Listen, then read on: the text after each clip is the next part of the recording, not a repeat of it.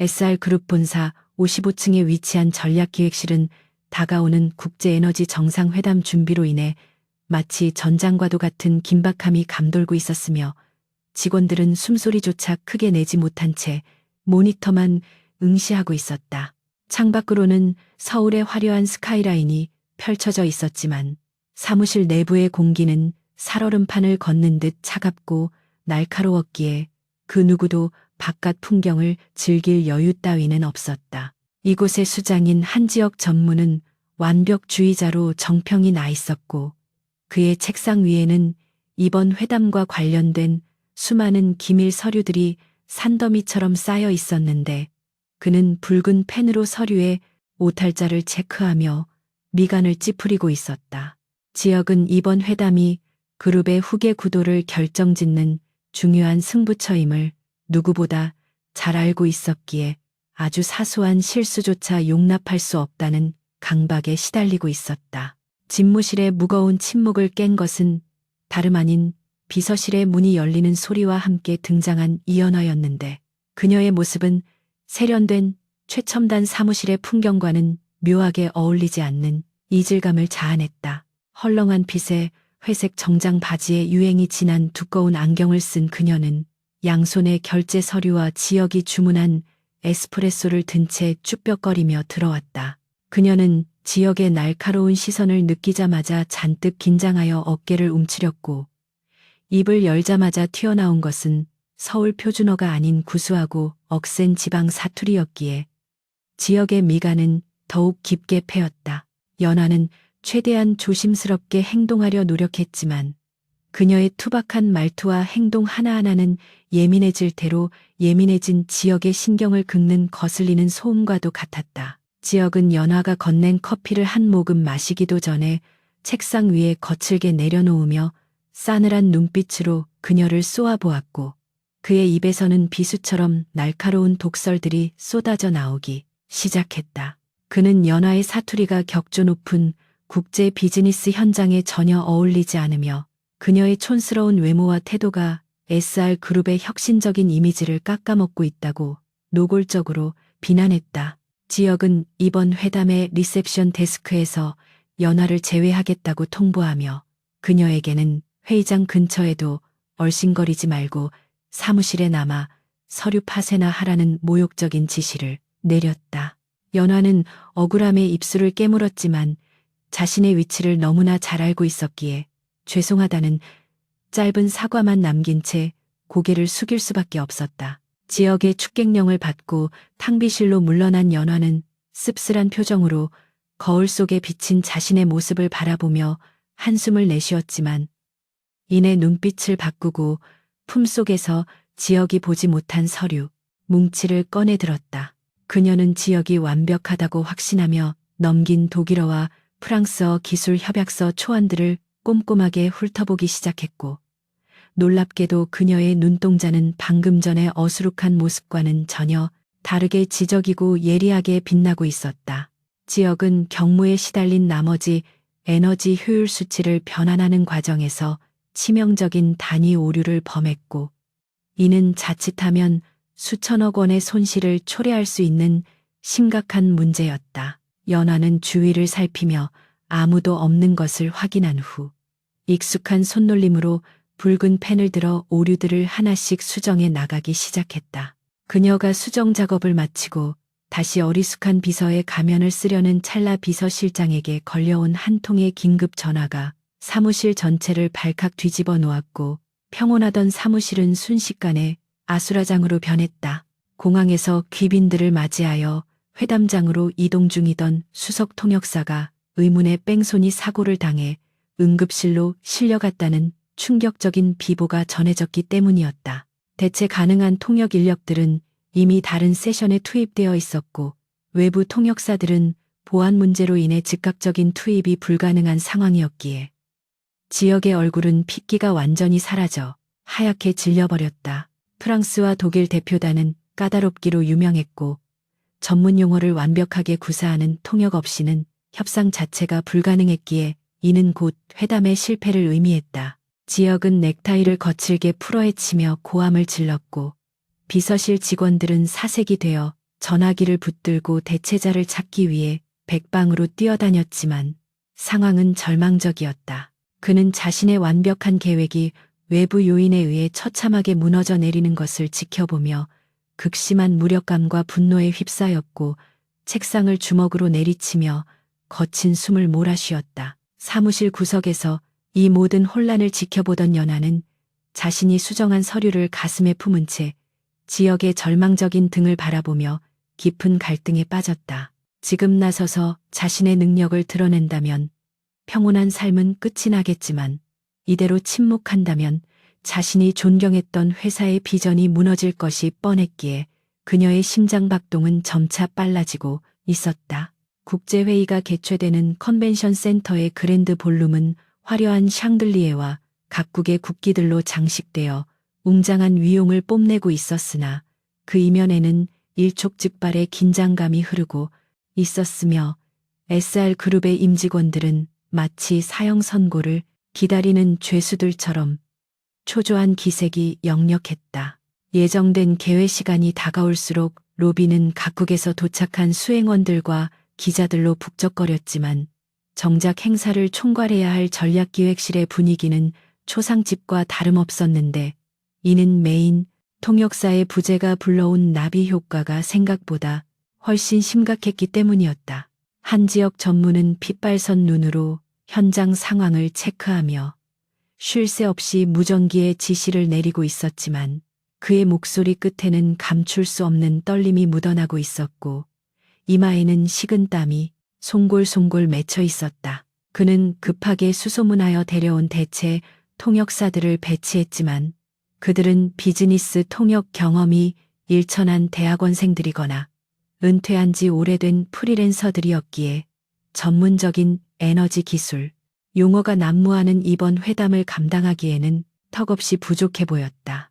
행사장 2층 VIP 라운지의 불투명 유리 너머에서는 이 모든 혼란을 흥미로운 눈빛으로 내려다보고 있는 한 남자가 있었으니 그는 바로 지역의 이복형이자 그룹 내 최대 경쟁자인 최민석 부사장이었다. 그는 최고급 와인잔을 손에 든 채 입가에 비릿한 미소를 띠고 있었는데 이번 통역사 사고가 단순한 우연이 아니라 자신의 치밀한 계획 하에 이루어진 것임을 암시하듯 그의 눈빛은 탐욕스럽게 빛나고 있었다.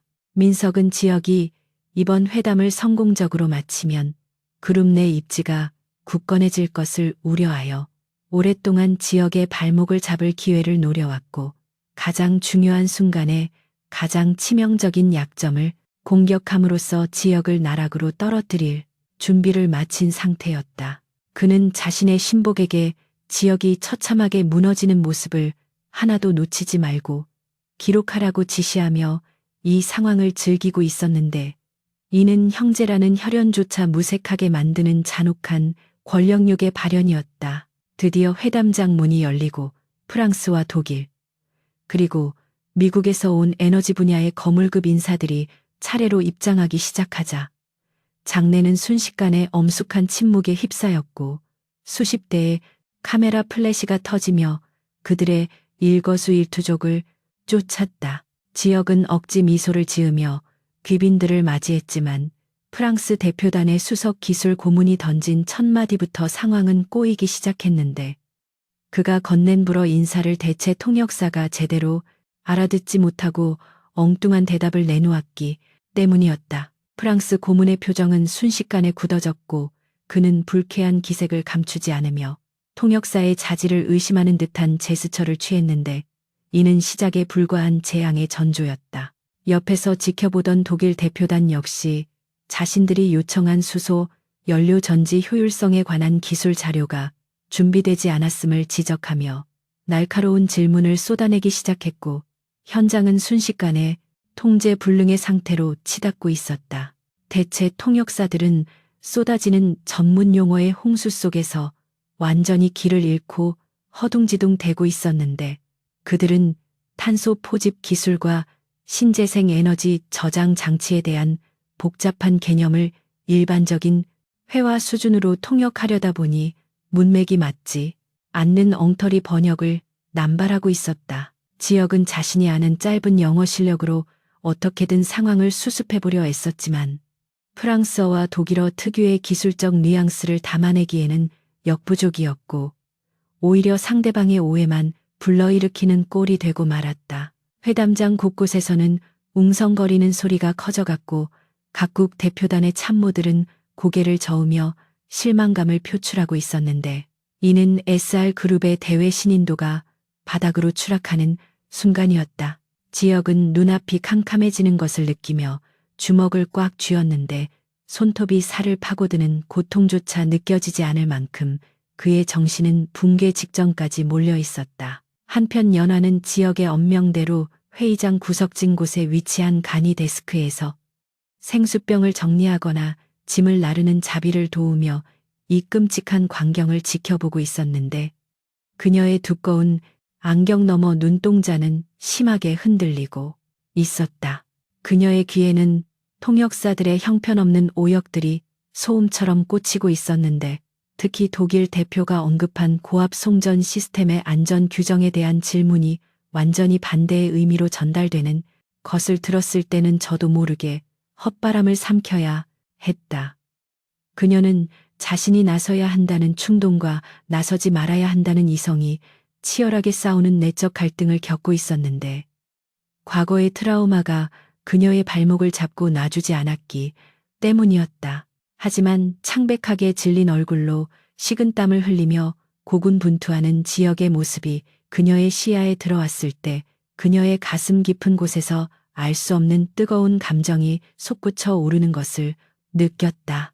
그것은 단순히 상사에 대한 연민이 아니라 자신이 몸담고 있는 조직에 대한 애사심이자 언어 전문가로서의 자존심이 무너지는 것을 더 이상 두고 볼 수 없다는 강렬한 직업의식의 발로였다.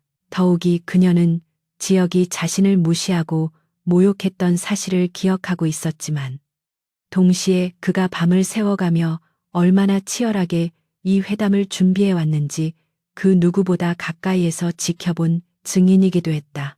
연화는 자신의 주머니 속에 들어있는 붉은 펜으로 수정된 서류 뭉치를 만지작거리며 심호흡을 크게 내쉬었고 마침내 결심을 굳힌 듯 고개를 들었다. 그녀는 지금 이 순간 자신이 나서지 않는다면 지역뿐만 아니라 수많은 직원들의 땀과 노력이 물거품이 될 것이라는 사실을 뼈저리게 자각하고 있었다. 그 순간 회담장 중앙에서는 사태가 최악으로 치닫고 있었는데 프랑스 대표단장이 자리를 박차고 일어나며 회담을 중단하겠다는 의사를 내비쳤고 이에 질세라 독일 대표단 역시 불성실한 준비 태도를 문제 삼으며 퇴장하려 하고 있었다. 지역은 절박한 심정으로 그들을 막아서려 했지만 말문이 막혀 입술만 달싹거릴 뿐 아무런 말도 하지 못하고 있었고 그의 등 뒤로는 비서실 직원들의 탄식 소리가 들려왔다. 최민석 부사장이 있는 2층 VIP 라운지에서는 샴페인을 터뜨리는 소리가 들릴 것만 같은 환청에 시달리며 지역이 모든 것을 포기하려던 찰나 회의장 뒤편에서 또각거리는 구두 소리가 정적을 깨고 울려 퍼졌다. 사람들의 시선이 일제히 소리가 나는 쪽으로 쏠렸고 그곳에는 촌스러운 회색 정장을 입은 연화가 서 있었는데 그녀는 더 이상 구부정한 자세가 아닌 꼿꼿하게 허리를 펴고 당당한 발걸음으로 단상을 향해 걸어오고 있었다. 지역은 믿을 수 없다는 표정으로 그녀를 바라보며 지금 제정신이냐고 소리치려 했지만 연화는 그에게 눈길조차 주지 않은 채 마이크가 놓인 연단 중앙으로 거침없이 다가갔다. 그녀는 두꺼운 뿔테 안경을 벗어 재킷 주머니에 넣고 질끈 묶었던 머리를 풀어헤치며 완전히 다른 사람으로 변모하고 있었는데 그 모습은 마치 전장에 나가는 장수의 비장함마저 느껴지게 했다. 연화는 떨리는 손으로 마이크를 잡았지만 그녀의 눈빛만은 그 어느 때보다 차분하고 강렬하게 빛나고 있었다. 연단에선 이연아가 마이크를 잡고 입을 떼는 순간 장내에는 기이한 정적이 감돌았는데 그것은 그녀의 입에서 나온 언어가 그동안 직원들이 듣던 투박한 사투리가 아니라 지극히 세련되고 유려한 영국식 영어였기 때문이었다. 그녀의 목소리는 낮지만 힘이 있었고 발음은 런던의 유서 깊은 금융가에서나 들을 법한 정확한 억양을 구사하고 있었기에 자리에 앉아있던 모든 이들의 눈이 휘둥그레질 수밖에 없었다.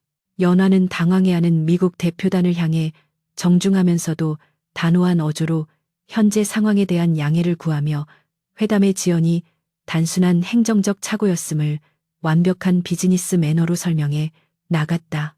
그녀의 태도에서는 조금 전까지 짐을 나르던 촌스러운 비서의 모습은 온데간데 없이 사라졌고 마치 오랫동안 이 무대를 준비해온 베테랑 외교관과 같은 기품이 흘러넘쳐 지켜보는 이들로 하여금 전율을 느끼게 했다. 미국 대표단의 표정이 눈에 띄게 부드러워지자 연하는 곧바로 몸을 돌려 회담장을 나가려던 프랑스 대표단을 향해 시선을 옮겼고 이번에는 물 흐르듯 자연스러운 프랑스어가 그녀의 입술을 통해 쏟아져 나왔다. 그녀는 프랑스 수석 고문이 불쾌해했던 기술적 오해를 정확히 짚어내며 이전 통역사가 잘못 전달했던 에너지 효율 수치와 안전 규정에 대한 미묘한 뉘앙스 차이를 완벽하게 정정했다. 그녀의 프랑스어는 단순한 의사소통을 넘어 상대방의 문화적 자존심을 세워주는 격식 있는 어휘들로 구성되어 있었기에 잔뜩 찌푸려져 있던 프랑스 고문의 미간이 서서히 펴지는 기적 같은 광경이 연출되었다. 연화는 그들이 중시하는 예술적 가치와 기술의 조화를 언급하며 SR그룹의 프로젝트가 프랑스의 철학과 맞닿아 있음을 호소력 짙게 설득했고 결국 프랑스 대표단은 다시 자리에 앉으며 그녀에게 경청하는 자세를 취했다. 그 광경을 멍하니 바라보던 한지혁은 마치 뒤통수를 거세게 얻어맞은 듯한 충격에 휩싸여 숨조차 제대로 쉴 수 없었는데 그가 알고 있던 이연아라는 존재가 송두리째 부정당하는 느낌을 받았기 때문이었다. 그가 무시하고 조롱했던 그녀의 사투리와 촌스러운 외양은 철저하게 계산된 위장이었거나 혹은 자신이 편견에 갇혀보지 못했던 껍데기에 불과했다는 사실이 뼈아프게 다가왔다. 특히 연화가 독일 대표단을 향해 독일어를 구사하기 시작했을 때 지역의 경악은 정점에 달했는데 그녀가 언급하는 수치들이 바로 자신이 실수했던 그리고 그녀가 몰래 수정해 두었던 정확한 데이터였기 때문이었다. 연화는 지역이 놓쳤던 탄소 배출 저감 장치의 복잡한 공학적 메커니즘을 독일 엔지니어들도 감탄할 만큼 전문적이고 정교한 독일어로 설명해 나갔고 이는 지역이 그토록 원했던 완벽한 프레젠테이션 그 자체였다. 회담장의 분위기는 연화라는 단 한 사람의 존재로 인해 완전히 반전되었고 혼란스러웠던 공기는 뜨거운 열기와 감탄으로 바뀌어 가고 있었는데 그녀는 3개 국어를 자유자재로 넘나들며 좌중을 압도했다. 그녀는 단순히 언어만 통역하는 것이 아니라 각국 대표단이 가진 서로 다른 이해관계와 요구사항을 간파하고 이를 조율하는 중재자로서의 역할까지 완벽하게 수행하고 있었다. 미국 측이 제기한 비용 문제와 독일 측이 우려한 기술 보안 문제를 프랑스 측의 제안과 연결하여 창의적인 타협안을 제시하는 그녀의 능력은 타의 추종을 불허하는 수준이었다. 통역 부스에 앉아있던 대체 통역사들은 부끄러움에 고개를 들지 못했고 비서실 직원들은 자신들이 커피 심부름이나 시키던 그녀가 맞는지 의심하며 입을 다물지 못했다. 지역은 연화가 발표를 이어가는 동안 수치심과 안도감 그리고 알 수 없는 경외감이 뒤섞인 복잡한 감정의 소용돌이 속에서 그녀에게서 시선을 떼지 못했다. 그녀가 안경을 벗고 머리를 푼 모습은 낯설 만큼 아름다웠지만 그보다 더 빛나는 것은 위기 상황에서도 흔들리지 않는 그녀의 강인한 눈빛과 압도적인 지성이었다. 그는 자신이 그녀에게 퍼부었던 모욕적인 언사들, 수준 미달이라거나 회사의 수치라고 했던 말들이 부메랑이 되어 자신의 심장에 꽂히는 고통을 느꼈다. 진정한 프로페셔널은 거치장에 신경 쓰는 자신이 아니라 묵묵히 실력을 갈고 닦아 결정적인 순간에 회사를 구한 연화였음을 인정하지 않을 수 없었다. 그녀의 등 뒤로 쏟아지는 조명은 마치 그녀를 위해 준비된 무대 장치처럼 보였고 지역은 그 빛 속에서 자신의 오만함을 처절하게 반성하고 있었다. 마침내 연화의 주도하에 3개국 대표단이 합의문에 서명하겠다는 의사를 밝히자 장내에는 우레와 같은 박수갈채가 터져 나왔고 긴장감으로 팽팽했던 공기는 환희로 바뀌었다. 성공적인 회담 종료를 알리는 의사봉 소리가 울려 퍼지자 연화는 그제야 긴장이 풀린 듯 살짝 비틀거렸지만 단상 테이블을 짚으며 가까스로 중심을 잡았다. 각국 대표들은 앞다투어 그녀에게 다가와 악수를 청하며 명함을 건넸고 SR그룹에 이런 인재가 숨겨져 있었는지 몰랐다며 찬사를 아끼지 않았다. 프랑스 고문은 지역에게 다가와 당신의 비서가 보여준 언어 능력과 협상 기술은 자신이 본 중 최고였다며 엄지손가락을 치켜 세웠는데 지역은 붉어진 얼굴로 어색하게 웃으며 고개를 끄덕일 수밖에 없었다. 화려한 스포트라이트와 쏟아지는 찬사 속에서 연화는 조용히 짐을 챙겨 무대 뒤편으로 사라지려 했으나 지역이 황급히 인파를 헤치고 그녀의 앞을 가로막아 섰다. 두 사람 사이에는 묘한 침묵이 흘렀고 지역은 방금 전까지 무대를 장악했던 여제와 자신이 알던 촌스러운 비서 사이의 괴리감 때문에 무슨 말부터 꺼내야 할지 몰라 입술만 달싹였다. 연화는 차분하게 가라앉은 눈동자로 지역을 올려다 보았는데 그 눈빛에는 원망도 분노도 아닌 깊은 피로감과 단호한 결의가 담겨 있었다. 그녀는 지역이 입을 열기도 전에 고개를 꾸벅 숙이며 제 할 일은 다 했습니다. 전무님이라는 짧고 건조한 한마디를 표준어로 내뱉고는 미련 없이 몸을 돌렸다. 그녀의 뒷모습을 바라보는 지역의 손은 허공에서 길을 잃었고 심장은 쿵쾅거리며 요동치고 있었는데 그것은 이제 막 시작될 거대한 폭풍의 서막을 알리는 신호탄과도 같았다. 국제에너지 정상회담이 성공적으로 마무리된 다음 날 SR그룹 전략기획실의 아침 공기는 이전과는 확연히 달라져 있었는데 직원들의 시선은 온통 이연화의 빈 책상으로 쏠려 있었다. 어제 회담장에서 보여준 그녀의 압도적인 퍼포먼스는 사내 메신저와 익명 게시판을 뜨겁게 달구며 전설처럼 회자되고 있었고 그녀를 무시하던 직원들은 경외심과 두려움이 섞인 눈빛으로 그녀의 출근을 기다리고 있었다. 한지역 전무 역시 평소보다 이른 시간에 출근하여 집무실 안을 서성이고 있었는데 그는 어제 자신이 저지른 무례한 언행들을 곱씹으며 어떻게 사과해야 할지 깊은 고민에 빠져 있었다.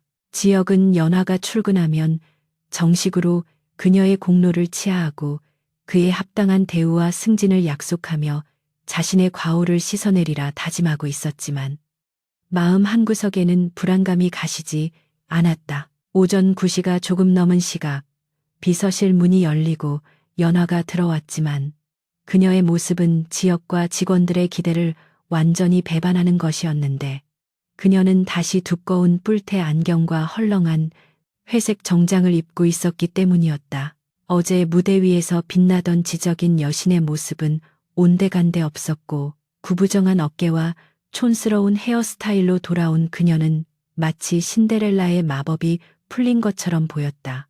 지역은 당황하여 자리에서 벌떡 일어났지만 연화는 그에게 눈길조차 주지 않은 채 묵묵히 자신의 자리에 앉아 업무를 시작하려 했고 그 태도에는 보이지 않는 철벽이 쳐져 있는 듯했다. 지역은 급히 인터폰을 눌러 그녀를 자신의 방으로 호출했고 연화는 잠시 망설이는 듯하더니 무거운 발걸음으로 집무실 안으로 들어왔다.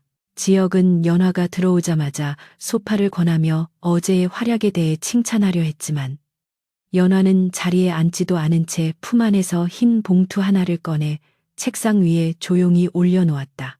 그것은 사직서였고 봉투를 바라보는 지역의 눈동자가 거칠게 흔들리자 연화는 다시 예전의 그 걸쭉한 사투리로 입을 열었다. 그녀는 자신이 주제넘게 나선 것 같아 부끄럽다며 자신은 이런 화려한 회사와는 어울리지 않는 사람이니 고향으로 내려가 농사나 돕겠다는 말을 덤덤하게 내뱉었다. 지역은 그녀의 갑작스러운 태도 변화와 사직 통보에 말문이 막혔지만 그녀가 사투리를 쓰는 이유가 자신과의 거리를 두기 위한 방어 기제라는 것을 본능적으로 직감할 수 거래만 있었다. 지역은 사직서를 거칠게 밀어내며 그녀의 재능을 썩히는 것은 국가적인 손실이라고 목소리를 높였지만 연하는 표정 하나 변하지 않고 그의 말을 받아쳤다. 그녀는 전무님이 말씀하신 대로 자신은 촌스럽고 격조 없는 사람일 뿐이라며 어제의 일은 그저 운이 좋았을 뿐이라고 자신의 능력을 스스로 깎아내렸다. 지역은 답답함에 가슴을 치며 그녀에게 다가갔지만 연하는 뒷걸음질 치며 그와의 거리를 유지했고 그 눈빛에는 더 이상 상처받고 싶지 않다는 간절한 호소가 담겨 있었다. 결국 연하는 짐을 정리할 시간을 달라는 말을 남기고 집무실을 빠져나갔고 홀로 남겨진 지역은 자신의 지난 행동이 그녀에게 얼마나 큰 상처를 주었는지 뼈저리게 실감하며 자괴감에 빠졌다. 연하가 자리를 비운 사이 지역은 끓어오르는 호기심과 의구심을 참지 못하고 인사팀장에게 전화를 걸어 이연아의 입사 서류 원본과 신원 조회를 다시 한번 정밀하게 요청했다. 단순히 지방대학 출신의 토익 점수 미달자로만 알고 있었던 그녀의 이력서에는 분명히 조작되거나 누락된 부분이 있을 것이라는 확신이 들었기 때문이었다. 지역은 또한 평소 친분이 있던 정보기관 출신의 사설 탐정에게 그녀의 과거 행적을 조사해달라고 은밀히 의뢰했는데 그녀가 보여준 언어 구사 능력과 협상 스킬은 일반적인 교육으로는 절대 습득할 수 없는 수준이었기 때문이었다. 몇 시간이 지나지 않아 탐정으로부터 도착한 팩스 한 통은 지역의 손을 떨리게 만들었고 그 속에 담긴 진실은 그의 상상을 초월하는 것이었다.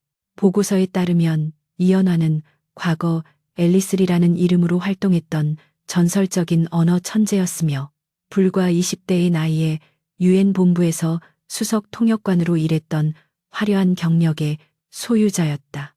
그녀는 5개 국어에 능통했을 뿐만 아니라 국제 분쟁 지역에서의 협상 테이블에서도 탁월한 능력을 발휘하여 차세대 외교관으로 촉망받던 인재였다.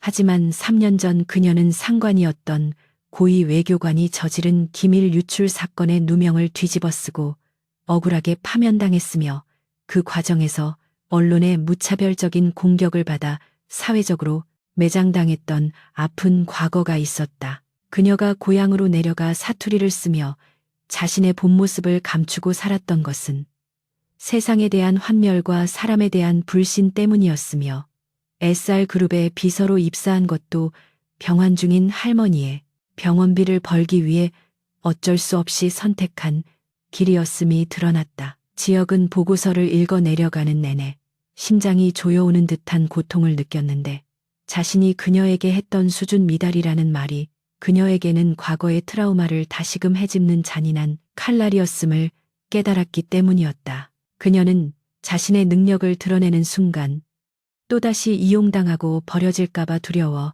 철저하게 무능한 비서의 가면을 쓰고 있었던 것이었고 어제 회담장에서 나선 것은 그 모든 두려움을 이겨낸 엄청난 용기였던 것이다. 지역은 자신이 그토록 찾아 헤매던 완벽한 파트너가 바로 옆에 있었음에도 불구하고 편견에 눈이 멀어 그녀를 알아보지 못하고 오히려 상처만 주었다는 사실에 치밀어 오르는 분노를 참을 수 없었다. 그는 자리를 박차고 일어나 연화가 짐을 싸고 있는 비서실로 달려갔는데 지금 그녀를 놓치면 평생 후회할 것이라는 생각만이 머릿속을 가득 채웠다. 비서실에서는 연화가 작은 종이 박스에 자신의 개인 물품들을 담고 있었고 주위 직원들은 어색한 표정으로 그녀를 지켜보고 있었지만 아무도 말을 걸지는 못하고 있었다. 지역이 거친 숨을 몰아쉬며 나타나자 직원들은 놀라서 길을 터주었고 지역은 연화의 책상 앞으로 성큼성큼 다가가 그녀가 싸던 박스를 낚아챘다. 연화는 놀란 눈으로 지역을 올려다보며 항의하려 했지만 지역의 눈빛이 너무나도 절박하고 뜨거워 입을 다물 수밖에 없었다. 지역은 그녀의 손목을 조심스럽게 잡으며 앨리스리라는 이름을 나직하게 불렀고 그 순간 연화의 동공이 지진이 난 듯 흔들리며 그녀의 얼굴에서 핏기가 싹 가셨다. 지역은 당황해하는 연화를 데리고 옥상 정원으로 올라갔고 서울의 전경이 내려다 보이는 난간 앞에서 두 사람은 마침내 가면을 벗고 서로를 마주하게 되었다. 연하는 자신의 과거가 들통났다는 사실에 공포를 느끼며 몸을 떨었지만 지역은 그녀에게 다가가 정중하게 고개를 숙이며 진심 어린 사과를 건넸다. 그는 자신의 오만과 편견이 그녀에게 얼마나 큰 상처를 주었는지 인정하고 그녀가 겪었을 고통을 이해하지 못한 것에 대해 깊이 반성한다고 말했다. 그리고 그는 이제 상사와 비서의 관계가 아니라 회사의 미래를 짊어질 동등한 파트너로서 그녀가 필요하다고 간곡하게 호소했다. 연하는 지역의 예상치 못한 반응에 혼란스러워하며 눈물을 글썽였는데 그녀는 지역이 자신의 과거를 알게 되면 경멸하거나 쫓아낼 것이라고 생각했기 때문이었다. 그녀는 떨리는 목소리로 자신은 이미 세상에서 버려진 사람이며 다시는 그 화려하고 잔인한 무대로 돌아가고 싶지 않다고 거절의 의사를 밝혔. 그녀는 사투리가 아닌 표준어로 사람들은 제가 필요할 때만 찾고 쓸모가 없어지면 가차없이 버렸습니다. 전무님도 다르지 않을 겁니다. 라고 말하며 돌아서려 했다. 그 말은 지역의 가슴을 후벼 팠지만 동시에 그에게 그녀를 반드시 지켜야겠다는 확고한 결심을 심어주었다. 지역은 돌아서는 연하의 앞을 막아서며 이번에는 절대로 그녀를 혼자 두지 않겠다고 맹세했는데 그의 눈빛은 그 어느 때보다 진지하고 강인했다. 그는 과거에 그녀를 버렸던 사람들과 자신은 다르다는 것을 증명할 기회를 달라고 말하며 그녀가 잃어버린 명예와 자존심을 되찾을 수 있도록 자신의 모든 것을 걸고 돕겠다고 약속했다. 지역은 당신의 능력을 이용하려는 게 아닙니다. 당신이라는 사람이 필요합니다. 제 곁에 있어 주십시오. 라고 고백하듯 말했고 그 진심은 얼어붙어 있던 연하의 마음을 조금씩 녹이기 시작했다. 바람이 불어와 연하의 머리카락을 흩날리게 했고 두 사람은 서로의 눈을 깊이 응시하며 새로운 관계의 시작점에 서 있었다. 하지만 그들의 평화는 오래가지 않을 운명이었는데 옥상 문 뒤에서 이 모든 대화를 엿듣고 있던 그림자가 있었으니 그는 최민석 부사장이 심어놓은 스파이였다. 스파이는 회심의 미소를 지으며 휴대전화를 꺼내 어디론가 메시지를 전송했고 이는 잠잠해지려던 호수에 거대한 돌을 던지는 행위와 같았다. 연하의 과거가 드러난 이상 그녀는 다시 한번 권력 암투에 소용돌이 휘말리게 될 것이며 이번에는 SR그룹 전체를 뒤흔들 거대한 음모가 그녀를 기다리고 있었다. 지역과 연하가 서로에 대한 신뢰를 쌓아가려는 찰나 어둠 속의 적들은 이미 그들을 파멸시키기 위한 덫을 놓고 있었던 것이다. 옥상에서의 짧았던 평화가 무색하게 다음 날 아침 SR그룹 본사는 거대한 태풍의 눈 속에 들어선 듯 흉흉한 기운이 감돌고 있었는데 출근하는 직원들의 손에는 저마다 스마트폰이 들려 있었고 그들의 시선은 경악과 의심으로 얼룩져 있었다. 사내 익명 게시판과 증권가 정보지를 중심으로 SR그룹에 숨겨진 폭탄, 타락한 천재의 잠입이라는 자극적인 제목의 기사가 삽시간에 퍼져나갔기 때문이었다. 그 기사는 이연하가 과거 유엔에서 기밀 유출 혐의로 불명예스럽게 퇴출당한 앨리스리라는 사실을 폭로함과 동시에 그녀가 경쟁사의 사주를 받고 SR그룹의 핵심 에너지 기술을 빼돌리기 위해 위장 취업했다는 악의적인 내용을 담고 있었다. 직원들은 삼삼오오 모여 수군거렸고 어제까지만 해도 영웅 대접을 받던 연하는 순식간에 회사를 위기에 빠뜨릴 산업 스파이로 낙인 찍혀 사람들의 따가운 눈총을 받아야 했다. 연하가 창백해진 얼굴로 사무실에 들어서자마자 기다리고 있었다는 듯 감사팀 직원들이 들이닥쳤는데 그들은 마치 중범죄자를 다루듯 거칠게 그녀의 앞을 가로막으며 즉각적인 동행을 요구했다. 검은 양복을 입은 사내들은 연하의 개인 컴퓨터와 서류들을 압수하며 그녀가 증거를 인멸할 우려가 있다는 명분을 내세웠지만 이는 명백히 그녀에게 모욕을 주기 위한 의도적인 퍼포먼스였다. 비서실 직원들은 공포에 질려 숨을 죽였고 연하는 3년 전 자신이 겪었던 끔찍한 악몽이 되풀이되는 것을 느끼며 손끝이 하얗게 질릴 정도로 주먹을 꽉 쥐었다. 그녀는 자신이 또다시 억울한 누명을 쓰고 매장당할 위기에 처했다는 사실에 다리가 풀릴 뻔했지만 이번에는 도망치지 않겠다고 다짐하며 떨리는 입술을 앙다물었다. 그 순간 한지혁 전무가 집무실 문을 박차고 나오며 우렁찬 목소리로 감사팀의 행동을 제지했는데 그의 눈빛은 맹수처럼 사납게 불타오르고 있었고 온몸에서는 살기 어린 분노가 뿜어져 나왔다. 그는 자신의 직속 비서에 대한 조사를 자신과 한마디 상의도 없이 진행하는 것은 명백한 월권 행위이자 자신에 대한 도전이라고 소리치며 감사팀장에게 당장 물러가라고 명령했다.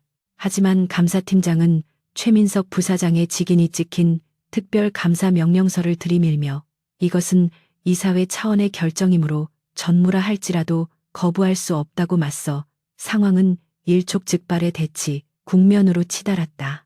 지역은 명령서를 찢어버릴 듯 노려보았지만 절차를 중시하는 회사 내 규상 물리력으로 그들을 막는 데에는 한계가 있음을 깨닫고 이를 갈았다. 연하는 지역이 자신 때문에 곤란한 상황에 처하는 것을 원치 않았기에 그에게 다가가 조용히 고개를 저으며 괜찮다는 신호를 보냈고 스스로 감사팀을 따라가겠다는 의사를 밝혔다. 그녀는 지역의 옷자락을 살짝 잡았다 놓으며 흔들리는 눈빛으로 그를 안심시켰지만 지역은 그녀가 끌려가는 뒷모습을 보며 심장이 찢어지는 듯한 고통과 무력감을 느껴야 했다. 감사팀에 의해 55층 대회의실로 연행된 연화는 그곳에서 기다리고 있던 최민석 부사장과 마주하게 되었는데 그는 마치 사냥감을 앞에 둔 포식자처럼 비열한 미소를 짓고 있었다. 민석은 테이블 위에 조작된 증거 자료들을 던지며 연화에게 자백을 강요했고 그녀의 과거 상처를 잔인하게 들추어내며 정신적으로 압박하기 시작했다. 최민석은 연화가 고향에서 사투리를 쓰며 은둔 생활을 했던 것을 두고 범죄 사실을 은폐하기 위한 도피 행각으로 몰아갔으며 어제 회담장에서의 활약조차도 신뢰를 얻어 기밀에 접근하려는 고도로 계산된 공작이었다고 주장했다. 그는 연화에게 지금이라도 전무의 사주를 받았다고 거짓 자백을 한다면 선처를 베풀어 주겠다는 달콤하고도 위험한 제안을 던지며 지역을 파멸시키려는 본색을 드러냈다. 하지만 연화는 과거에 유약했던 소녀가 아니었기에 민석의 눈을 똑바로 응시하며 자신은 결백하며 그 어떤 거짓 진술도 하지 않겠다고 단호하게 맞섰다. 그녀의 당당한 태도에 당황한 민석은 책상을 내리치며 고함을 질렀고 회의실 밖까지 그의 위협적인 목소리가 울려 퍼져 공포감을 조성했다. 신문이 과열되며 민석이 연화에게 험한 말을 쏟아내려는 찰나 굳게 닫혀있던 대회의실 문이 거대한 굉음과 함께 열리며 한지혁이 변호인단을 대동하고 나타났다. 지혁은 거침없는 발걸음으로 들어와 연화와 민석 사이를 가로막아 섰는데 그의 등은 연화에게 세상에서 가장 단단하고 안전한 방패처럼 느껴졌다. 지혁은 민석을 향해 근거 없는 낭설로 직원을 협박하는 것은 명백한 인권 침해이자 강요죄에 해당한다고 경고하며 당장 신문을 중단하지 않으면 법적 대응도 불사하겠다고 선전포고했다. 민석은 코웃음을 치며 스파이를 감싸는 것이야말로 배임행위라며 지역을 비웃었지만 지역의 표정에는 한치의 흔들림도 없었다.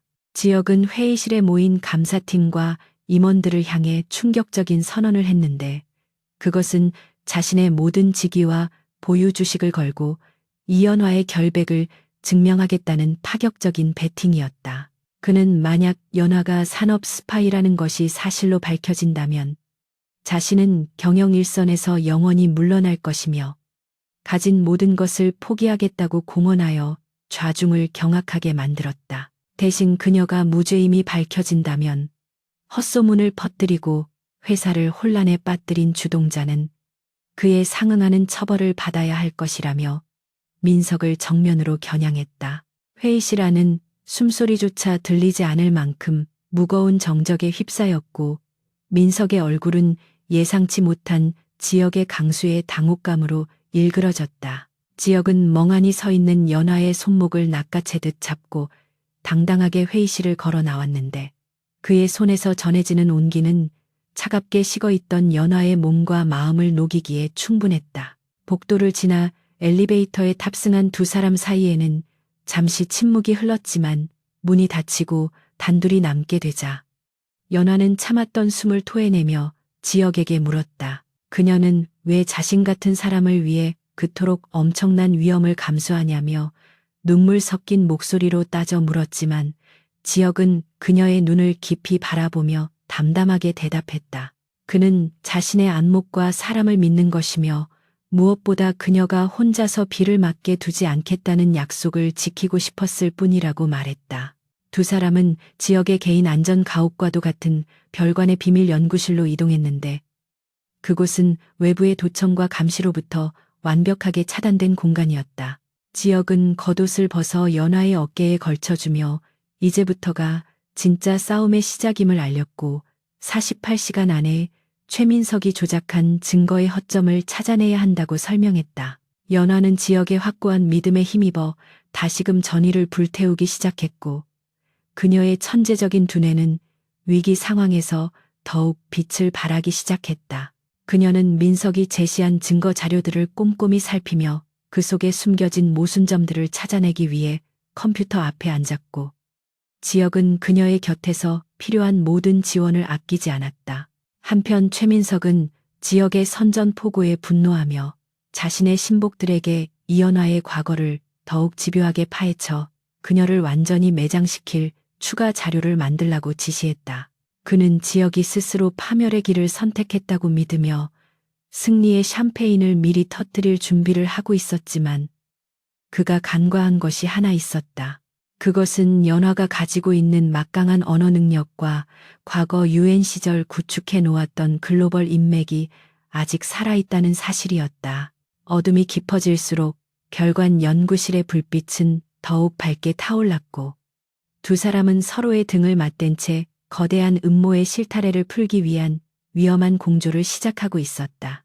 별관 연구실의 차가운 공기는 두 사람의 열기로 인해 조금씩 데워지고 있었지만 벽에 걸린 시계바늘은 야속하게도 빠르게 돌아가고 있었고 그들의 운명을 결정지을 주주총회 시간은 시시각각 다가오고 있었다. 한 지역은 수십 대의 모니터에 띄워진 복잡한 자금 흐름도를 분석하며 최민석이 페이퍼 컴퍼니를 통해 비자금을 조성한 흔적을 찾기 위해 고군분투하고 있었지만 교묘하게 세탁된 자금의 꼬리를 잡기란 쉽지 않았다. 반대편 책상에 앉은 이연화는 최민석이 그녀를 간첩으로 몰기 위해 조작한 해외 교신 기록들을 역추적하고 있었는데 그녀의 손가락은 키보드 위에서 춤을 추듯 빠르게 움직이고 있었다. 그녀는 과거 UN 근무 시절 구축해 놓았던 보안 네트워크를 우회하여 접속하는 대담함을 보였는데 이는 자칫하면 또 다른 오해를 살 수 있는 위험한 도박이었으나 지금은 물불을 가릴 처지가 아니었다. 그녀의 안경 너머 눈동자는 데이터를 훑어내리는 기계처럼 차갑게 식어 있었지만 그 이면에는 자신의 누명을 벗고 지역을 지키겠다는 뜨거운 투지가 용광로처럼 끓어오르고 있었다. 연화는 조작된 교신 기록에 등장하는 프랑스와 독일의 에너지 기업들이 실제하는 곳이지만 해당 담당자들의 서명이 위조되었다는 사실을 발견하고는 자신의 낡은 수첩을 꺼내 들었다. 그 수첩에는 그녀가 앨리스리라는 이름으로 활동하던 시절 전 세계를 누비며 맺었던 수많은 고위급 인사들의 직통 연락처가 빼곡하게 적혀 있었는데 그것은 그녀가 가진 가장 강력한 무기이자 최민석이 간과한 히든 카드였다. 그녀는 심호흡을 한번 크게 내쉬고는 망설임 없이 프랑스 마르세유에 있는 에너지 컨설팅 펌의 대표에게 전화를 걸었고 3년 만에 듣는 익숙한 목소리에 잠시 울컥했지만 이내 냉정을 되찾았다. 그녀가 유창한 불어로 인사를 건네자 상대방은 죽은 줄만 알았던 천재의 귀환에 경악을 금치 못했고 연화는 감상에 젖을 새도 없이 단도직입적으로 협조를 요청하며 비즈니스 모드로 전환했다. 옆에서 이 광경을 지켜보던 지역은 연화가 수화기를 들고 불어와 도거를 자유자재로 넘나들며 상대방을 설득하고 회유하며 때로는 강하게 압박하는 모습을 보며 다시 한번 경이로움을 느꼈다. 그녀는 단순히 언어만 잘하는 것이 아니라 상대방의 심리를 꿰뚫어보고 자신이 원하는 정보를 얻어내는 탁월한 협상가였으며 그 모습은 지역이 그토록 동경하던 완벽한 리더의 표상이었다. 연화는 통화를 통해 최민석이 해당 기업들에게 로비를 시도하다 거절당하자 앙심을 품고 그들의 명의를 도용해 가짜 계약서를 만들었다는 결정적인 증언을 확보해 나가기 시작했다. 그녀의 목소리는 때로는 우아한 첼로 선율처럼 부드럽게 때로는 날카로운 바이올린처럼 격정적으로 변주되며 상대방의 마음을 움직였고 지역은 그녀의 통화 내용 하나하나를 놓치지 않고 메모하며 증거 자료를 체계화시켰다. 새벽 3시가 넘어가자 극도의 긴장감 속에서 쉴 새 없이 달려온 두 사람에게도 피로가 몰려오기 시작했고 잠시 머리를 식히기 위해 탕비실에서 커피를 내리는 그들의 침묵 속에는 묘한 유대감이 흐르고 있었다. 지역은 김이 모락모락 나는 머그잔을 연화에게 건네며 문득 그녀가 왜 그토록 완벽한 표준어를 구사할 수 있음에도 불구하고 촌스러운 사투리와 분장을 고집했는지 조심스럽게 물었다. 연화는 잠시 씁쓸한 미소를 짓더니 창밖의 어둠을 바라보며 사투리는 자신의 돌아가신 할머니가 쓰시던 말투이자 세상에서 가장 안전한 방공호였다고 담담하게 털어놓았다. 그녀는 화려한 표준어와 외국어로 무장하고 치열한 경쟁 속에서 살았을 때 가장 많이 상처받고 배신당했지만 고향의 사투리 속에 숨었을 때는 비로소 있는 그대로의 자신으로 쉴 수 있었다고 고백했다. 연화의 고백은 지역의 가슴 깊은 곳을 찔렀는데 그 역시 재벌가의 후계자라는 화려한 타이틀 속에 갇혀 자신의 나약함을 감추기 위해 완벽주의라는 갑옷을 입고 살아왔기 때문이었다.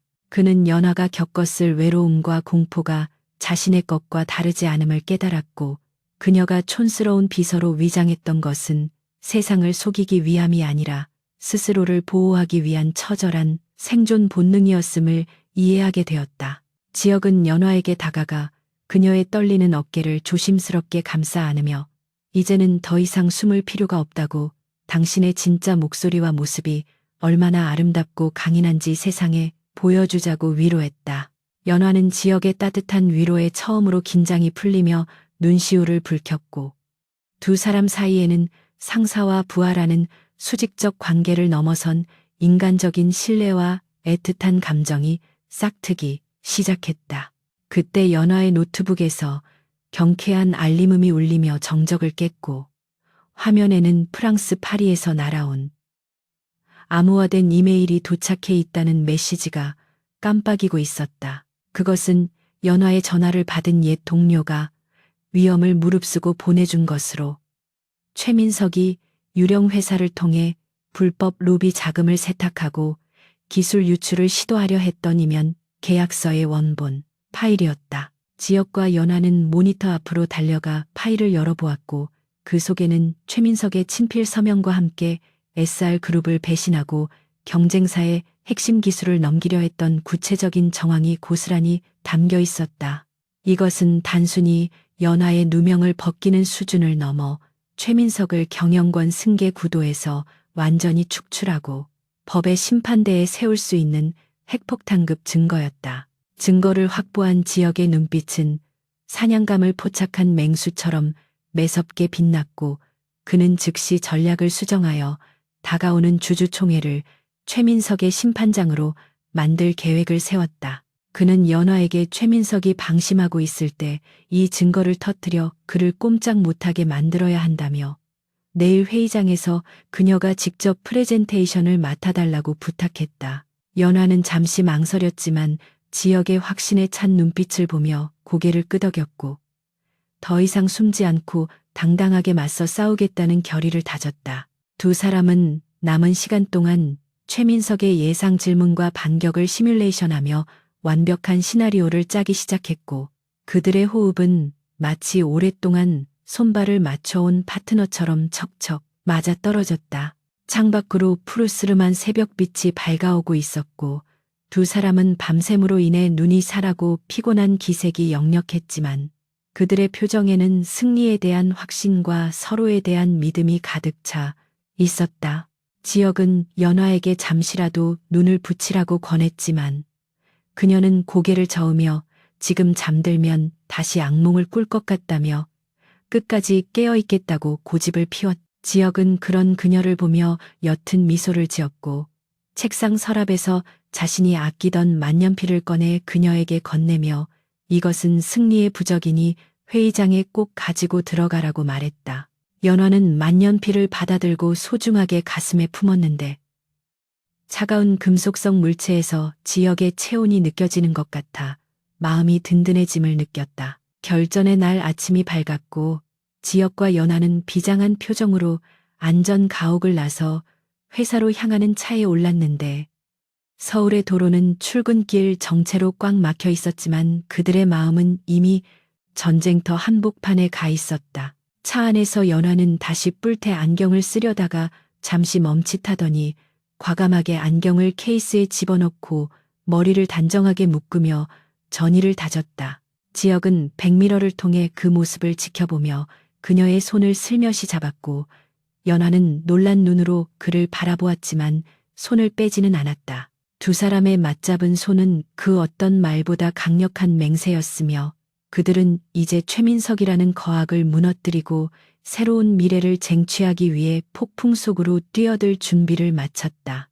회사 로비에 도착하자 수많은 기자들이 진을 치고 있었는데 이는 최민석이 언론에 미리 정보를 흘려 연화의 출석 장면을 생중계하여 망신을 주려는 비열한 수작이었다. 플래시 세례가 쏟아지고 자극적인 질문들이 빗발쳤지만 지혁은 연화를 보호하듯 감싸며 기자들을 해치고 나아갔고 연화 역시 고개를 숙이지 않고 당당하게 정면을 응시하며 걸음을 옮겼다. 엘리베이터 문이 닫히고 55층으로 향하는 숫자판이 하나씩 올라갈 때마다 두 사람의 심장 박동은 빨라졌지만 두려움은 사라지고 오직 승리에 대한 열망만이 가득했다. 마침내 대회의실 문이 열리고 최민석이 거만한 표정으로 그들을 맞이했을 때 지혁과 연화는 동시에 입가에 차가운 미소를 띠며 전쟁의 서막을 알렸다. 대회의실의 무거운 공기는 마치 폭풍 전야의 바다처럼 고요하면서도 위태롭게 일렁이고 있었는데 긴 테이블을 사이에 두고 마주 앉은 이사회 임원들의 표정은 그 어느 때보다 심각하게 굳어 있었다.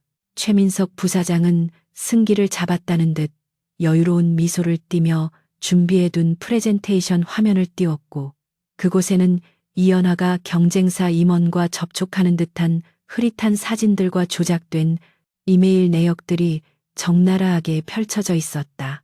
그는 격앙된 목소리로 이연화가 SR그룹의 핵심 기술을 해외로 빼돌리려던 산업 스파이임이 명백하며 이를 방조한 한지혁 전무 또한 경영자로서의 자질이 의심된다고 맹렬히 비난을 퍼부었다. 주주들과 이사들은 술렁거리기 시작했고 혐오 섞인 시선들이 연화와 지혁에게 쏟아졌지만 두 사람은 마치 이 상황을 예상했다는 듯 미동조차 하지 않고 차분하게 그 광경을 지켜볼 뿐이었다. 최민석의 일방적인 성토가 끝나고 장내가 소란스러워지자 의장석에 앉아있던 그룹 회장이 지팡이로 바닥을 내리치며 정숙을 요구했고 차가운 눈빛으로 한지혁에게 해명할 기회를 주었다. 지혁은 자리에서 천천히 일어나 옷매무새를 다듬은 뒤 단상으로 걸어 나갔는데 그의 발걸음에는 한치의 망설임도 없는 당당함이 서려 있어 좌중을 압도했다. 그는 마이크를 잡고 최민석 부사장이 제시한 증거들은 매우 그럴듯해 보이지만 실상은 정교하게 조작된 허구에 불과하다는 충격적인 발언을 내뱉어 회의장을 순식간에 충격에 도가니로 몰아넣었다. 지혁은 옆에 서 있던 연화에게 눈짓을 보냈고 그녀는 깊게 심호흡을 한 뒤 자신의 노트북을 회의실 메인 서버에 연결하며 반격의 서막을 올렸다. 화면이 바뀌고 연하가 준비한 자료들이 나타나자 사람들의 눈이 휘둥그레졌는데 그곳에는 최민석이 페이퍼 컴퍼니를 설립하여 비자금을 조성한 내역과 그 자금이 흘러들어간 로비, 대상들의 명단이 적나라하게 드러나 있었다. 연하는 더 이상 촌스러운 비서가 아닌 냉철한 분석가의 모습으로 변모하여 유창한 표준어로 자료들을 설명해 나가기 시작했는데 그녀의 목소리는 칼날처럼 예리하게 최민석의 치부를 파고들었다. 그녀는 최민석이 제시한 이메일의 헤더 정보를 분석하여 발신 위치가 해외가 아닌 최민석의 차명 오피스텔임을 증명했고 사진 또한 딥페이크 기술로 조작된 것임을 기술적으로 완벽하게 입증해 보였다.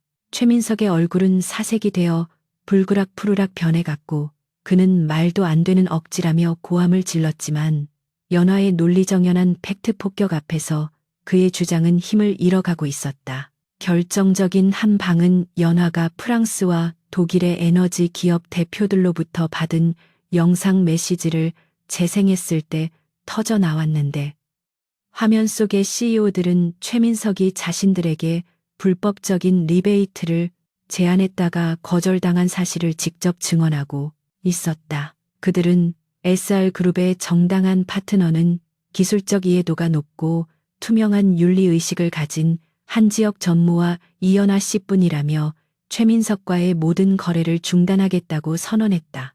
영상이 끝나자 회의실은 찬물을 끼얹은 듯 조용해졌고 모든 시선은 이제 경멸과 분노를 담아 최민석을 향하고 있었는데 그는 다리에 힘이 풀린 듯 의자에 주저앉으며 헛웃음만 흘렸다.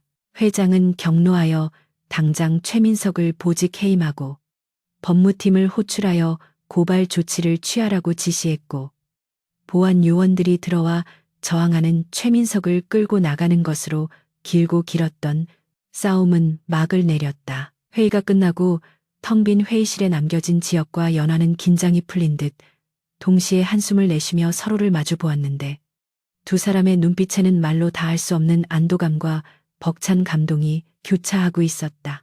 지역은 떨리는 손으로 연하의 어깨를 감싸쥐며 고맙다는 말을 반복했고 연하는 그제야 옅은 미소를 지으며 눈가에 맺힌 눈물을 훔쳐냈다. 그들은 단순히 회사의 경영권을 지켜낸 것이 아니라 서로의 잃어버린 자존감과 신뢰를 회복하고 거대한 악에 맞서 승리했다는 사실에 깊은 전율을 느꼈다. 창밖으로 쏟아지는 오후의 햇살이 두 사람을 비추며 마치 그들의 앞날을 축복하는 듯했고 지역은 연하에게 오늘 저녁에 열릴 승리 축하 연회에서 할 말이 있다며 의미심장한 눈빛을 보냈다. 그날 저녁 SR그룹 본사 그랜드홀에서 열린 축하 연회는 정재계 인사들과 임직원들로 인산인해를 이루었고 화려한 샹들리에 조명 아래서 샴페인 잔이 부딪히는 소리가 경쾌하게 울려 퍼졌다. 연하는 지역이 선물한 짙은 네이비색 이브닝 드레스를 입고 등장했는데 안경을 벗고 우아하게 올린 머리와 세련된 메이크업을 한 그녀의 모습은 장내의 모든 시선을 사로잡을 만큼 눈부시게 아름다웠다. 사람들은 그녀가 며칠 전까지만 해도 사투리를 쓰던 촌스러운 비서였다는 사실을 믿을 수 없다는 듯 수군거렸지만 이제 그 시선에는 조롱이 아닌 경이로움과 동경이 담겨 있었다. 지역은 연하의 손을 잡고 단상에 올라 마이크를 잡았고 소란스럽던 연 회장은 순식간에 조용해지며 그의 입을 주목했다. 지역은 참석한 내외빈 앞에서 이번 위기를 극복하고 대규모 계약을 성사시킨 1등 공신이 바로 이연아 씨임을 공식적으로 선포하며 그녀에게 깊은 감사를 표했다. 그는 자신의 오만과 편견으로 인해 훌륭한 인재를 알아보지 못하고 상처를 주었던 과거를 공개적으로 사과하며 진정한 리더십은 사람을 외면으로 판단하는 것이 아니라 내면의 가치를 알아보는 것임을 뼈저리게 깨달았다고 고백했다.